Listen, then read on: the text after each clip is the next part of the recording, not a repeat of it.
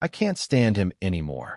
Vanessa's words echoed through the quiet house, and Caleb felt an unexpected calm wash over him. Instead of reacting with anger, he simply packed a small bag, checked the front door one last time, and walked out without a single word, leaving the morning sunlight to spill across the empty living room, highlighting the untouched coffee cup and the open newspaper that had been waiting for him. And as he stepped onto the street, the city hummed around him, oblivious to the personal storm he had just created, people hurrying past, unaware that one marriage had just reached its silent breaking point. And Caleb moved with deliberate steps, considering every option while maintaining composure, reflecting on the past months of tension, subtle dismissals, and moments of growing disconnect that had gone unnoticed until now. And each memory reminded him that change often required distance, that clarity could only be found in solitude, and that control over one's own path was the ultimate statement of self-respect. While Vanessa returned to the now empty kitchen, her heels clicking on the polished hardwood, realizing too late that her declaration had set events into motion that she could not control, the taste of bitterness lingering on her tongue. As she glanced at the calendar, noting the upcoming dinner party she had meticulously planned, now feeling hollow without the presence of the man she had once underestimated, and outside, Caleb's shadow stretched long in the morning sun as he walked past familiar streets, each step deliberate, each thought measured, contemplating the intersections of pride, regret, and the silent power of absence. And as he passed the small coffee shop where they had shared countless mornings, he recalled the subtle ways their lives had entwined, the laughter mingled with tension, the quiet compromises that had masked unspoken truths, and he realized that his departure was not an act of spite, but a demonstration of self-worth, a quiet declaration that one's dignity must never be compromised. And Vanessa, now alone, began to sense the weight of her words, the fragility of the equilibrium she had taken for granted. And as the city carried on, the invisible threads of their lives stretched taut, the separation marking a pivotal moment that would redefine both of their futures. While Caleb continued walking, unhurried, each step a meditation, each glance around a reminder of both the world he had left behind and the world he was stepping into. The morning air crisp with potential and uncertainty, and in that space between leaving and arriving, he found a clarity that had eluded him for months, understanding that silence could speak louder than confrontation, that absence could teach lessons more enduring than any argument. And as the sun climbed higher, casting golden light across buildings and streets, both Caleb and Vanessa were suspended in their own revelations, the story of their lives poised on the edge of transformation, each aware that what came next would shape their paths irrevocably. The calm before the storm of self-discovery, and eventual reconciliation or permanent separation, a tableau of emotion, restraint, and the subtle drama that defines the choices we make in love and life. By noon, Caleb had reached a motel on the edge of the city, the kind of place with a faded blue sign, a humming ice machine, and curtains that never quite closed all the way. He paid cash for 2 nights, not because he was hiding from the world, but because he needed one space where no one expected him to explain his own pain politely. The room smelled like lemon cleaner and old carpet. A small television hung crooked on the wall. Outside, trucks moved along the service road, their engines low and steady, like life continuing without asking permission. Caleb set his bag on the chair, placed his phone face down on the desk, and stood still for a long moment. No yelling followed him. No sharp comments from the kitchen. No sigh from Vanessa when he entered a room. Just silence. Real silence. At first, it felt strange enough to hurt. Then it started to feel like air. He sat on the edge of the bed and let the morning replay in pieces. Her voice from the hallway. The sentence. The way she had said it with exhaustion, not surprise. Like he had become something in her life she had tolerated too long. He had heard complaints before. Too quiet. Too practical. Too ordinary. Too calm when she wanted passion. Too tired when she wanted attention.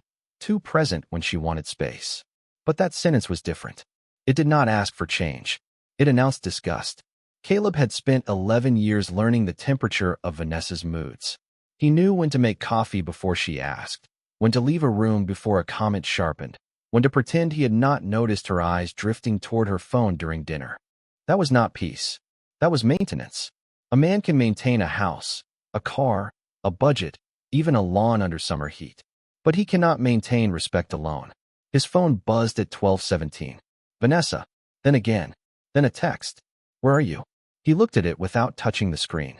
Another came 3 minutes later. Caleb, this is childish. Then another. We have people coming tonight. That one made him stare longer. Not are you okay? Not I should not have said that. People are coming. The dinner party. The perfect table setting. The neighbors. The couple from her office. The image that needed him there. Clean shirt, polite smile, quiet husband holding the frame together while she stood in the picture. He turned the phone over again. He remembered when they first bought the house, a small place outside Richmond with white trim, a narrow porch, and a backyard full of weeds they promised to fix together. Their first month there, they ate takeout on moving boxes and laughed because the couch had not arrived. Vanessa used to curl into his side and say he made chaos feel manageable. He had loved that. Maybe too much. Some men fall in love with being needed and mistake it for being seen. Over the years, the needs changed. She needed stability, then space, then status, then silence from him at parties when his stories did not match the version of life she wanted to present. Caleb gave and gave until giving became invisible. He paid the mortgage on time, fixed the porch rail, handled her mother's medical bills when Vanessa was too stressed to look at numbers, covered the credit card after the vacation she said would help her feel alive again. None of it was dramatic. That was why it disappeared. Ordinary loyalty does not sparkle under chandeliers. It just keeps the lights on. Another text arrived. If you are trying to punish me, it will not work. Caleb leaned back against the motel headboard and smiled once, without humor. Punish her. That was the story she needed. If he was punishing her, she could be the victim. If he was jealous, sensitive, dramatic, or immature, she would not have to face the simpler truth. He had not left to punish her. He had left because some doors only become visible after someone says the final sentence. At 1:05, he opened a blank note on his phone and typed 4 words. No emotional debates anymore. Then he added 3 more. Only clean decisions. He did not know yet exactly what came next, but he knew what would not happen. He would not rush home to rescue the dinner party. He would not apologize for hearing what she said. He would not stand in their living room performing a marriage that had already been dismissed behind a half-open door. Outside, the motel sign flickered in the afternoon light, buzzing faintly like a tired warning. Caleb looked at his reflection in the dark television screen. Same face, same tired eyes. Different man. Not gone forever. Not yet. But gone enough for Vanessa to feel the empty space she had claimed she wanted. The dinner party collapsed before the first guest even reached the porch. Caleb knew because Vanessa's texts changed tone as the afternoon moved toward evening. At 3:12, she wrote, "You are embarrassing me." At 4:06, she wrote, "My boss will be here in 2 hours." At 4:49, she wrote, "Please just come home and we will talk later." That last one sat differently. Please. Not apology. Not regret. Just need dressed in softer clothes. Caleb stood by the motel window, watching cars move through the strip mall parking lot across the road, and remembered all the times Vanessa had used later like a drawer where hard conversations went to die. We will talk later after the guests leave. We will talk later after work slows down. We will talk later when you stop being so sensitive. Later was where she stored everything she did not want to respect in the present. He did not answer. By 6, the house would smell like roast chicken, candle wax, and the expensive room spray she only used when people from work came over. The dining table would be set with the blue plates they almost never used. There would be wine breathing on the counter, music low in the background, her smile fixed into place like a porch light left on for strangers. And there would be one empty chair. His. The chair she expected him to fill no matter what she had said that morning. Caleb sat at the small motel desk and opened his laptop. The habit of handling problems had not left him just because he had left the house. Mortgage, utilities, joint accounts, insurance, calendar. He reviewed each line slowly, not because he planned to cut her off or create chaos, but because a man who decides to stop being invisible has to know where his life actually begins and ends. His paycheck deposited into the joint account every other Friday. Her bonus money moved quietly into a personal savings account he had never questioned because trust had once felt natural. The credit card he paid each month carried the dinner expenses, her boutique charges, the florist deposit, the private chef consultation she canceled only when it became clear he was not coming back by 5. He stared at the numbers without bitterness. Numbers do not lie. They do not flatter either. They just sit there until someone is ready to read them. At 6:23, his phone rang. Not Vanessa. Her boss, Martin Cole. Caleb almost ignored it, then answered because Martin had always treated him decently. Caleb, Martin said carefully, I hope I am not overstepping. Vanessa is upset, and guests are arriving. She says there was a misunderstanding. Caleb looked at the motel door, the chipped paint around the frame, the brass chain hanging loose. Misunderstanding. Another soft word trying to cover a hard truth. What did she tell you? Caleb asked. Martin hesitated. That you left after an argument. Caleb nodded, though no one could see him. That is one version. Martin was quiet for a moment, then said, Is everything all right? A normal question. A human one. It almost broke something in Caleb's chest because it was the question Vanessa had not asked. He answered honestly. No, it has not been all right for a long time. The line went still. Martin lowered his voice. I understand. Take care of yourself. The call ended without pressure. No lecture. No demand. Just a door left open by someone who understood dignity better than the woman who had promised to love him. At 7:11, Vanessa sent a voice message. Caleb played it once. Her voice was tight, controlled, fighting panic under polish. She said he had ruined the evening, that everyone felt awkward, that people were asking questions, that he could have simply come home and acted normal. Acted normal. Those two words landed heavier than anger, because that was all she had wanted from him. Not healing, not truth, performance. He saved the message, not for revenge, for clarity. Then he wrote one response, the first one all day. I heard what you said. I believed you. He sent it, turned off the phone, and sat in the quiet. Outside, the motel sign flickered red against the darkening sky. Inside, the room hummed with old air and fluorescent light. Caleb felt the ache of everything he had lost, but beneath it, something steadier began to form. Not joy, not victory, a boundary, and for the first time in years, it belonged to him. Caleb did not sleep much that night. The motel bed was too firm, the air conditioner clicked every few minutes, and the thin curtains leaked red light from the sign outside until the room seemed to breathe in pulses. But sleeplessness felt different away from the house. At home, sleepless nights had been crowded with Vanessa's silence on the other side of the mattress, the cold space between two people pretending tomorrow would repair what tonight had refused to name. Here, the loneliness was honest. He woke before dawn, showered, shaved with a disposable razor from the front desk, and stood in front of the mirror under harsh fluorescent light. Same face, less apology in it. By 7:30, he was sitting in a booth at a diner beside the motel, stirring black coffee while rain tapped softly against the window. The waitress called him sweetheart and set down toast he had barely ordered. He thanked her because manners had survived everything. His phone came back on at 8:02. 26 messages. 9 missed calls. 3 from Vanessa, 2 from her mother, 1 from Martin Cole, and the rest from numbers he recognized as neighbors who had probably spent the dinner party smiling over roast chicken while the real meal was his absence. He opened none of them at first. Instead, he opened his banking app again. Clean decisions. That was the rule now. The first clean decision was separating his paycheck before the next deposit. Not stealing, not punishing, separating. He opened a new individual checking account, redirected future payroll, and scheduled automatic payments for half of the mortgage and utilities through the end of the month. A man leaving confusion behind should not create new confusion just to feel powerful. The second decision was legal advice.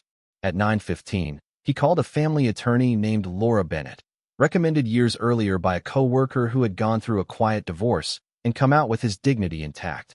Her receptionist offered a consultation at 2:30. Caleb said yes before doubt could start bargaining. Then he opened Vanessa's first voicemail. Her voice was angry at the beginning, then shaky by the end. She said he had humiliated her. She said Martin had noticed something was wrong. She said her mother thought he was having a breakdown. Then, near the end, her voice dropped into something almost soft. Come home, Caleb. We need to talk. He replayed that last line once. Need. That word again. Need was not love. Need was what people said when the chair they ignored disappeared from under them. He paid for the coffee, left cash under the mug, and drove to a public park near the James River, where wet leaves stuck to the walking trail and the water moved brown and steady under the bridge. Walking helped. It gave his body something to do while his mind sorted old wreckage. He thought about the first year of marriage, when Vanessa used to wait for him on the porch with 2 beers after work, barefoot on warm wood, telling him the house felt better when he came home. He thought about year 4, when she stopped waiting but still asked about his day. Year 7, when she asked only if he had remembered to pay something. Year 10, when his presence became logistical, like trash pickup or lawn care. No single moment had destroyed them. That almost made it worse. Their marriage had eroded like shoreline, one quiet wave at a time, until the house was standing closer to the edge than either of them wanted to admit. At 1:40, Vanessa finally sent a message that did not accuse him. I should not have said it like that. Caleb stood near the river, rain misting his jacket, and stared at the screen. Like that. Not I should not have said it. Not I did not mean it. Like that. Even her regret came with a side door. He did not reply. At 2:30, he sat across from Laura Bennett in a modest office with beige walls, a wooden clock, and a view of the parking lot. She listened without interrupting while he described the sentence, the dinner party, the money, the years of being tolerated instead of loved. When he finished, she folded her hands and said, "This does not have to become a war, but it does need rules." The room felt bigger after that. Rules. Boundaries. Paper where feelings had failed. Caleb nodded. For the first time since walking out, the path ahead had edges. Not easy ones. Not painless ones. But edges he could see. Laura Bennett did not offer comfort, and Caleb respected her for it. Comfort was easy. Structure was harder. She asked for dates, accounts, property records, insurance policies, and the last 12 months of household expenses. She asked whether there were children. There were not. She asked whether Vanessa had ever threatened to drain accounts, damage his reputation, or accuse him of abandonment. Caleb paused at that word. Abandonment. It sounded dramatic on paper, but life had a way of turning quiet moments into legal weapons when people felt cornered. He handed Laura his phone and let her read the messages, the dinner party voice note, the line about humiliating her, the line about people coming over, the careful absence of any question that sounded like concern. Laura read without expression. Then she said, "Do not go back to the house alone tonight. Not because you are unsafe, but because clarity needs witnesses." That sentence stayed with him all the way back to the motel. Clarity needs witnesses. For years, Caleb had been the witness to his own shrinking. Nobody saw the little corrections at dinner. Nobody saw the way Vanessa's smile disappeared when he started talking. Nobody saw how she could turn a room cold without ever raising her voice. Private disrespect is efficient that way. It leaves no bruise, no broken glass, no dramatic scene for outsiders to understand. Just a man standing in his own home, feeling like furniture that paid bills. At 5:10, Martin Cole called again. Caleb almost let it pass, but something told him this call mattered. Martin's voice was cautious. "Vanessa told people you are under a lot of stress and needed space." Caleb looked at the motel wall, at a framed print of a beach nobody had ever visited. "Did she say why?" Martin exhaled. "Not really. She suggested you may be struggling emotionally." There it was. The second story beginning before the first one had finished. Caleb felt the old instinct rise in him, the need to defend, explain, rush home, prove he was reasonable, prove he was not the villain. He let it pass through him and out. Laura had been right. Rules mattered now. "Martin," he said, "I appreciate you calling. I am not going to discuss my marriage through office gossip. But I will say this clearly. I left after hearing something Vanessa said about me. I am safe, calm, and getting legal advice. That is all I want repeated if anyone asks." Martin was quiet for a moment. Understood.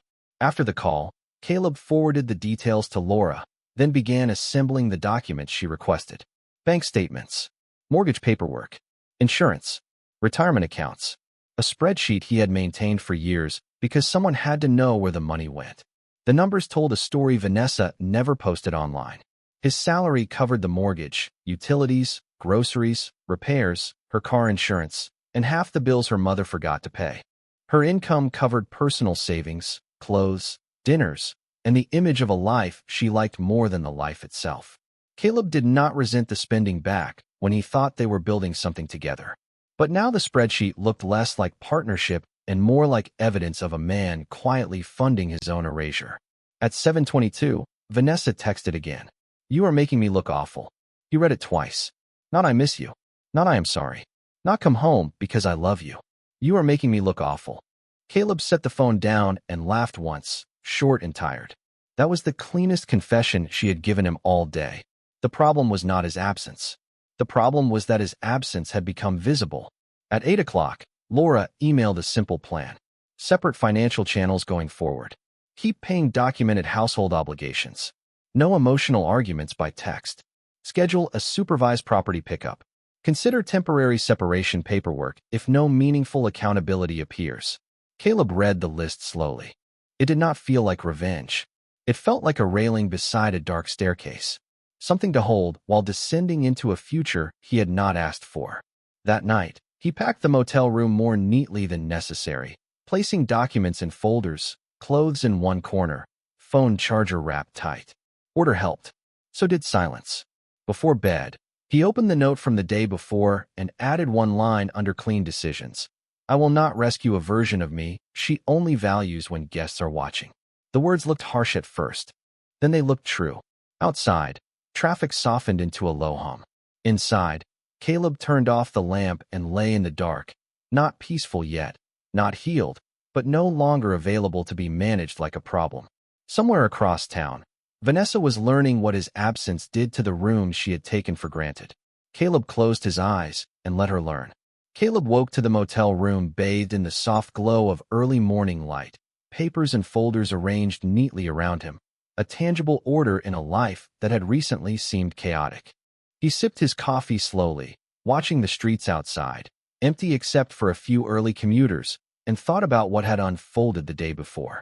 Laura had been clear. Everything needed documentation, everything needed clarity. He revisited the spreadsheets, checking each number twice, ensuring that every account, every payment, every expenditure was accounted for and separated from the influence Vanessa might try to exert. The meticulous work was grounding, giving him a sense of control he had lacked for years, a chance to reclaim his autonomy without confrontation. By mid-morning, he called his attorney to confirm the next steps, ensuring that the legal documentation for the separation and financial delineation was precise and enforceable. Each call, each email, was deliberate and measured, unlike the impulsive reactions of the past. Caleb also contacted Martin to update him, and the conversation was brief, formal, and focused solely on facts, avoiding any emotional entanglement that could be used against him. The afternoon passed with similar focus. Caleb organized personal belongings that were subject to dispute, making clear which items belonged to him and which could remain with Vanessa, all recorded with photographs and detailed notes. He reviewed messages from Vanessa, noting the absence of apologies or acknowledgement of her actions, and he reminded himself to maintain emotional distance, letting the documentation speak for itself. By evening, he felt a cautious sense of accomplishment, a quiet pride in acting within the bounds of law and order rather than reactive emotion. He wrote notes to Laura about possible next steps, including supervised exchanges and clear guidelines for communication. As the night deepened, Caleb sat in the dim motel room, surrounded by neatly stacked folders and spreadsheets, reflecting on the control he had regained. The meticulous record-keeping, the deliberate separation, and the careful legal steps created a buffer that preserved his dignity and prevented further manipulation. He realized that this approach was not about revenge or proving a point to Vanessa, but about securing his own life and ensuring that his absence could not be misrepresented. In this quiet, structured space, Caleb felt the first real taste of autonomy in years. He placed the last document in its folder, took a deep breath, and allowed himself a moment of calm, knowing that each careful action was a step toward a future where his voice and decisions mattered. The darkness outside was steady and indifferent, but inside, Caleb had established boundaries and clarity, and for the first time in a long while, he could imagine a tomorrow where he was no longer invisible or disposable, his life documented, his choices respected, and his path forward clear and deliberate. On the third morning, Caleb drove back to the house with Laura Bennett's paralegal following in a separate car, not because he wanted drama, but because clarity needed witnesses and he was done trusting private rooms to tell public truth. The neighborhood looked exactly the same. Sprinklers ticked across green lawns. A delivery van idled near the corner. Someone's flag moved gently in the morning air, ordinary and bright, like nothing inside that house had changed. Vanessa opened the door before he knocked. She looked smaller than she had in his memory, wearing a pale sweater, no office polish, no dinner party smile, just tired eyes and a coffee mug held with both hands. For a second, Caleb remembered the woman who used to stand on that porch with 2 beers after work, barefoot and laughing. Memory moved through him like weather. Then it passed.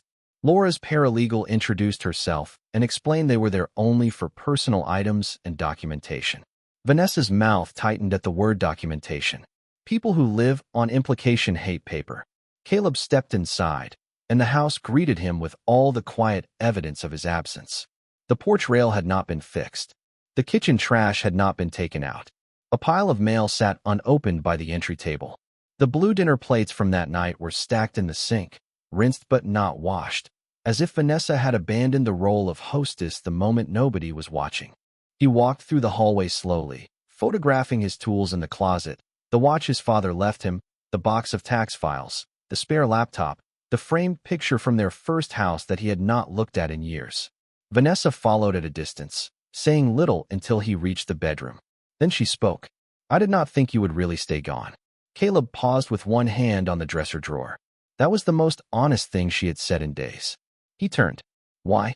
Her eyes flickered, not with anger this time, but confusion. "Because you always come back." There it was. Not love. Pattern.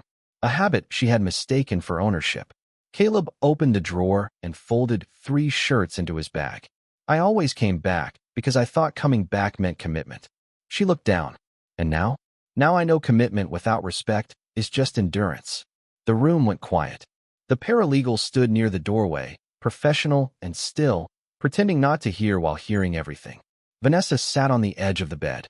Her voice softened. "I was overwhelmed. Work, my mother, the party, everything. I said something cruel, but you disappearing like this scared me." Caleb zipped the bag slowly. "Scared you because I was gone, or scared you because people noticed?" She did not answer fast enough. That was answer enough. He moved to the closet and took his suit, 2 pairs of shoes, and a storage box of old notebooks. In one of them, tucked between folded receipts, was a list he had made years earlier when they bought the house. Fix porch rail, plant maple tree, build a life that feels safe. He stared at the line for a moment longer than he should have. Vanessa noticed. "We were happy once," she whispered. Caleb nodded. "Yes, we were." He did not deny it. Denying good memories only gives bad ones too much power. But the existence of a beautiful beginning does not excuse a slow, ugly ending. By the time he carried the last bag to the front door, Vanessa was standing in the kitchen with her arms folded around herself. "What do you want from me?" she asked. Caleb looked at the house, the life, the table where he had swallowed 1,000 small humiliations because peace seemed cheaper than conflict. Then he looked at her. "Accountability," he said. "Not panic, not image control, not a speech because the neighbors are watching. Real accountability." Her eyes filled, but he did not move closer. That was the hardest part. Not leaving, not packing, not listening to her voice break. The hardest part was refusing to comfort the person who had trained him to forget his own pain. He stepped outside into the bright morning, bag in hand, witness beside him, and for the first time the house behind him looked less like home and more like a place where he had been practicing disappearance long before he finally vanished. That afternoon, Caleb checked into an extended stay hotel across town, the kind with a kitchenette, clean gray carpet, and a view of the parking lot where nothing asked to be remembered. It was not home, but for the first time in days, that felt like the point. He unpacked slowly, hanging his shirts in the narrow closet, placing his father's watch on the nightstand, setting the folder from Laura Bennett on the small desk beside the window. The room was plain, almost blank, and the blankness gave him room to hear himself think. At 4:30, Laura called to confirm that the temporary separation notice had been drafted and delivered by email to Vanessa's counsel. Vanessa had retained an attorney faster than Caleb expected, but not faster than Laura predicted. Cornered people often call professionals after amateurs stop fixing things for them. Laura's voice was steady. She is asking for a conversation before anything formal moves forward. Caleb looked at the parking lot below, where a man in a work shirt loaded groceries into the back of a pickup. Is she asking, or is her attorney asking? Laura paused. Her attorney. Caleb nodded. That difference mattered. By evening, Vanessa sent one message directly. Can we talk without lawyers, just once? He read it while standing at the kitchenette counter, eating soup from a paper bowl because he had not yet bought dishes. There was a sadness in that, but also freedom. No table to perform at. No chair he was expected to fill for appearances. He typed back after 10 minutes, not because he wanted to punish her with silence, but because urgency had been her language, not his. We can meet tomorrow at Laura's office. That is the safest way. Her reply came quickly. I hate that you are treating me like a stranger. Caleb stared at the screen. A stranger would not have known where to press. A stranger would not have known how many years he had spent trying to be easy to love. He did not answer. The next morning, the meeting room at Laura Bennett's office smelled like coffee and printer paper. Vanessa arrived in a navy dress, understated, no bright jewelry, no performance for a dinner party crowd. She sat across from him with a box of tissues nearby, though she did not touch them at first. Laura sat at one end of the table. Vanessa's attorney, James Porter, sat at the other, polite and cautious, the kind of man paid to turn emotion into manageable sentences. For a while, everyone spoke in careful language. Temporary residence, household obligations, communication boundaries, personal property, no public statements, no using co-workers or neighbors as messengers. Each phrase felt dry, but dry ground is easier to stand on than mud. Then Vanessa broke the rhythm. Caleb, I know I hurt you. The room went still in that quiet legal way. He looked at her. She did not add but. That surprised him. She continued, I said something awful because I had gotten used to thinking you would absorb it. I thought because you were calm, it did not cost you anything. Caleb felt the words settle somewhere deep, not healing, not yet, but different from the usual side door regret. Laura glanced at him, but said nothing. Vanessa's eyes filled. The party embarrassed me because your absence made people see what I had been refusing to see. I made you part of the furniture of my life, and then I panicked when the room looked empty without you. Caleb folded his hands on the table. The old part of him wanted to reach across, to reward accountability the moment it appeared, because a starving man does not inspect the first piece of bread. But he was not starving anymore. He was learning to wait. I appreciate you saying that, he said. My voice sounded calm, even to me. But accountability is not the same as repair. Vanessa nodded slowly, and for once, she did not argue. That was the twist he had not expected. Not that she cried. Tears were easy. Not that she apologized. Apologies could be polished. The shock was that she finally sat inside the consequence without trying to redecorate it. They agreed on practical terms before leaving. Caleb would stay at the hotel for 30 days. Communication would remain written and less scheduled. Finances would stay separated, but household bills would be paid according to income. Counseling was mentioned, not promised. Divorce was mentioned, not filed that day. When the meeting ended, Vanessa lingered by the door. She said, I do not want to lose you. Caleb picked up his folder. For years, that sentence would have been enough to pull him back across the room. Now, he understood the question underneath it. Did she want him, or did she want the comfort of being forgiven before change became difficult? He looked at her with a sadness that no longer needed to beg. Then become someone who knows the difference between having me and respecting me, he said.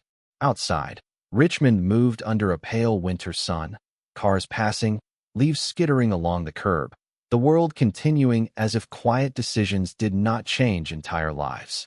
Caleb walked to his car alone, not victorious, not broken, carrying a folder, a boundary, and the first unfamiliar shape of a future that belonged to him. Caleb stood on the hotel balcony, the late afternoon sun casting long shadows across the parking lot below, and for the first time in weeks, he felt the quiet weight of possibility rather than expectation. The meeting with Vanessa had ended hours ago, leaving a careful distance but an understanding that neither of them could ignore, and as he reflected on their conversation, he realized that acknowledgement without immediate reconciliation was a form of strength he had rarely exercised before. A strength that allowed him to breathe without obligation and observe the world without pretending. Laura's reminders of the steps they had agreed upon echoed softly in his mind. Separate finances, limited contact, structured communication, and clear boundaries, and Caleb found solace in the clarity that those boundaries offered. Even as he wondered how Vanessa would navigate the discomfort of facing her own choices without the shield of excuses, and whether she could respect the space he now claimed as necessary for his own growth. He thought about the words he had spoken to her, the ones he had rehearsed and then said with surprising calm, not as an attack, but as a declaration: "Become someone who knows the difference between having me and respecting me." And he marveled at how a single sentence could carry so much weight, yet leave room for interpretation, for thought, for self-reflection. The city moved on, cars passing, pedestrians in motion, unaware that within a small hotel room and an office downtown, lives had shifted in a quiet but significant way, and Caleb considered the irony that no dramatic gestures, no raised voices, had produced this subtle but profound change. Only honesty, patience, and the discipline to stay in one's own lane while others learned theirs. As evening settled, he took out his journal, writing not a letter to Vanessa, but notes to himself about boundaries, hopes, and the small victories of a day when he had chosen clarity over reaction, reflection over confrontation. And in those notes, he asked questions to himself he had not dared before. What would it mean to live fully within the rules he had set? How could he nurture compassion for someone who had hurt him without abandoning his own self-respect? And could he allow trust to be rebuilt gradually rather than demanded immediately? And now, he looks out over the quiet streets, the sky fading to soft grays and blues, and wonders what viewers would think if they witnessed his journey. How would they feel about patience, accountability, and the courage it takes to hold firm yet allow space? Would they recognize their own experiences in the careful navigation of complex relationships? And in that wonder, he extends a gentle invitation: imagine your own choices, reflect on your boundaries, and if this story resonates, consider joining our channel to explore more family drama stories, sharing in the lessons and emotions that connect us all, while remembering that every narrative is a reminder of the power of measured action, the patience in observing, and the possibility of change when we act with both integrity and empathy.